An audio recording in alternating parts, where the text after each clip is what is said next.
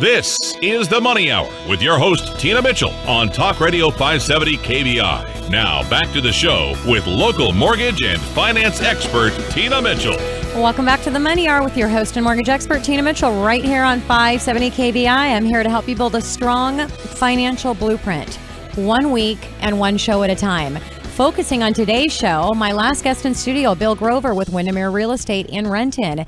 It is a seller's market, but both buyers and sellers should be prepared to win in today's market. Bill, thanks for coming back in studio. It's great to have you come back and share your information with my listeners. You bet, Tina. It's a pleasure to be here. Thanks for having me back. Definitely. A little bit about Bill, again, with Windermere Real Estate in Renton. Bill has over 25 years in the real estate industry, getting licensed in 1989, specializing in resale homes, vacant land, and fully understands new construction as well as land development. He also is a short sale expert and well-versed in working with estates, attorneys, trustees, and personal representatives. And another graduate of UW. That's awesome. We got two graduates of UW. And not only that, School of Business and concentrated in finance, business, economics, and computer information systems. He's also lived in King County for your entire life. My entire life, yeah. This is just, it's so awesome. I haven't been here my entire life, but I've been here since I was 2 years old. So almost that. But again, the importance when you're choosing a real estate agent,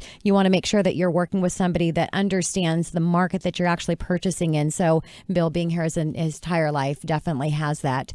So Bill, let's go ahead and talk about what's going on in the Puget Sound market overall. So what are you seeing happening? Sure. Well, we and Craig touched on it quite a few times that we're lucky to live where we live. That's just the bottom line here is the economic status here is awesome. We've got a lot of good things going on, of course, in the area, this side of the state, Puget Sound area, especially King County is doing very well. One of the things that we're looking at is, like we're talking about, low inventory levels. Those, looking at charts, things like that, we're kind of back where we were even a year ago, not too far from where we were. One of the things we're seeing, though, is sales picking up, of course, and that's always a nice, it's going to keep things going here. We're kind of seeing the foreclosure homes, the short sales fall off just a little bit. The numbers are down on those. We're really kind of looking around as real estate agents. We're looking around for more inventory. What can we sell? We have all these buyers. And, there's just a lot of things that are going on here. I did just see an article the other day that said the Washington State unemployment was at a 5-year low. Which isn't going to hurt us at all as well. So we know we have these high-tech jobs here. We have lots of people moving to this area. We've always been on these lists of best places to live. And there's been some great articles that have recently came out in about Seattle and what's happening with our employment. Oh, just awesome things. It's I saw an article just the other day. It said Seattle's the best, 7th best place to find a job. And of course, we're on all these other lists of best places to live. We were ranked 7th also as far as where people are moving to. Wow! So there's never been a shortage of influx of people into the area. So if again, like we said before, just don't give up because you want to get into the market, grab a property because the demand is high and the inventory is low, so be a part of that. So King County overall, anything specific and different that you're seeing in our King County market? Well, kind of look at the Tri-County area, the Snohomish, the King, and the Pierce County. Certainly King is got the population. It's got the activity level. We're seeing some really kind of crazy numbers coming out of the east side, and like Craig had mentioned, Seattle proper, two very hot markets. Could be certainly argued that they have already come back price-wise to where they were on, pre-financial crisis levels, let's say. Especially West Bellevue, very difficult. We're seeing low inventory numbers, what we call inventory numbers of 0.7, 1 month's worth of inventory, something like that, where if there's 100 sales in that area, there's only 100 houses for sale. Sometimes we're seeing that dip below the one house for every buyer, one house for every sale number, which means maybe there are 10 buyers for only 7 homes. Wow. So this is fueling these multiple offer situations and a little bit of craziness in the market. So we've been here once before, having a little flashback to the 2005, 2006, 2007 in some instances. So, and I always say, because somebody could be listening going, well, gosh, all this, the frenzy's going on, these multiple offers, homes are getting getting bid up. And yes, all of that is happening. So why don't I just hang out and wait? Well, here's what happens. You hang out and wait. You're at risk of this continuing.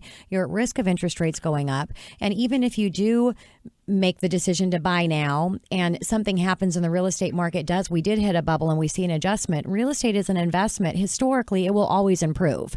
If we continue to follow historical trends, we will see drops in the market. But if you hold on to your real estate, and even if you're not planning on holding onto that home, but you're reinvesting in another one, if you plan on having real estate as part of your financial plan and one of your tiers of investments, the real estate market will always recover. You just want to get in, and it's like a stock, trying to buy it and pin it right at the right time. Most of the time you end up losing trying to go with that strategy. So I would love to hear what you have to say, Bill, on buyers and ones that are in the market. What are you suggesting that they do to win? Well, there's a lot of things that buyers can do. It is a very frustrating side of the real estate market right now to be on, I have to say. Yep. But, first and foremost, they should call someone such as yourself. And that's the first call almost a buyer should always make, is to their trusted loan officer. And that's going to set them on the path to help them hopefully find a home in the area. So that's first and foremost is what they should do, is get pre-qualified, get that pre-approval letter in hand. I mean, you've got to have what I kind of say is have your ducks in a row. There are multiple offers out there, and sure enough, if you like that house, probably someone else likes that house, and maybe there's 5 or 6 or 10 other people that also like that house. So having your ducks in a row, very much what you want to be doing. So you want to have your pre-approval, have all that taken care of if you can. There's some other things that you can do as far as sweetening your offer. Yep. And this is where having a trustee real estate person is going to come into play as well. One of the things, and Craig here as well, with as many years as he has, and I've been in the business a while. Yep. I mean, in fact, that's kind of my mantra is, hire experience, get results. Yes, yeah. So I would tend to lean towards more experienced agents that have seen this before and maybe can help you and walk you through this process and again, get your offer sweetened up. Or at least advise you, let's put it that way, advise you on what you can and can't do and the risk associated with doing certain things. Exactly. And I only invite agents in here that are doing a lot of deals in this market. You guys are both top agents in the market. So you can have experience and time in the industry, but do you have experience and time in the industry and you're actually selling and helping a lot of buyers, because every single transaction is different. So there's no right way to go and make an offer. Every offer is going to be different depending on what's happening with that property, what type of offers are coming in, what the seller's needs are. And so really having those different strategies and the way to go in. And I saying again, both of you have said about being prepared. When you get into these multiple offer situations, you need to know exactly what you're willing to do. And a lot of times I think people get stuck on what they're willing to do with price. And if you know exactly what those numbers are, you know what the payment is, you know the difference in $10,000 in price is going to make an adjustment of your payment $50 or depending on whatever the loan is. Sure. Then you can go in and go, you know what, I'm willing to do this and do that escalation clause or whatever, and what that cap's going to be. So it's just important, like you said, to have everything lined up and ready to go. That's exactly right.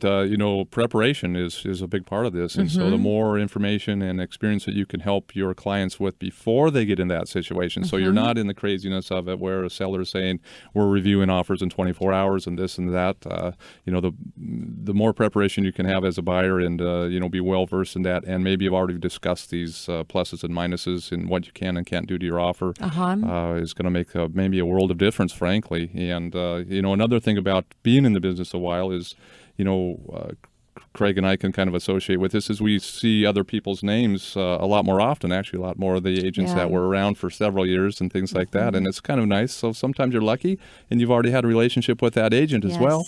And that can play a big part of these multiple offer situations. So huge part, because the agent's going to make or break it. And so that listing agent that represents the seller, if they've got an agent that's established and has a reputation in the industry of doing business and understanding how to put these things together, it gives you a huge head up. Very well. Very, very much can do that. Yep.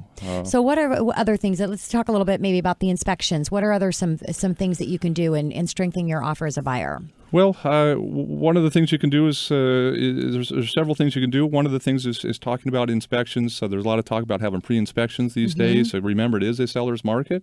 Sometimes you even see it in the remarks in these listings that you may want to have a pre-inspection done so that you can either shorten your inspection contingency or condition or remove it completely. Now, I know that's difficult for a buyer to kind of grasp that whole process and, putting the cart before the horse kind of a thing, but it's something that they should be at least aware of. Of course.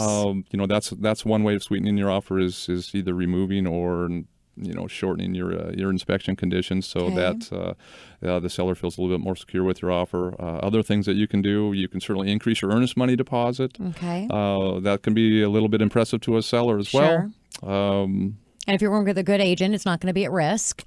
So there's a difference between a $3,000 good faith deposit to the seller than a $10,000 or $20,000 good faith deposit to the seller. But if you've got that agent, you've got your contingencies, that earnest money is going to be protected. That's correct. So there's lots of ins and outs, and that's what makes real estate exciting, frankly, right? Every deal is different, just like you said. So exactly. Different sellers, there's a lot of emotion involved, different buyers, everyone's looking at these things from different angles. And sometimes there are buyers you have to walk through, and you almost, as an agent, you may realize that they're not going to get this house. And, you do...